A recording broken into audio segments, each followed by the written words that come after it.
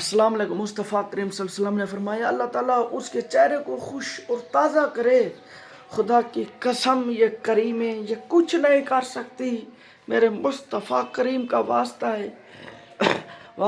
فرمان ہے جو بندہ میری حدیث سنے اور صحیح طریقے سے لوگوں تک پہنچائے، اللہ تعالیٰ اس کا چہرہ مسکرائے، خوبصورت بنائے۔ یہی والا کام کریں، جس کی بھی شکل میں کچھ سانولی ہے کچھ اداسی ہے، اس کا چہرہ دیکھنا خوبصورت لال سفید ہو جائے گا۔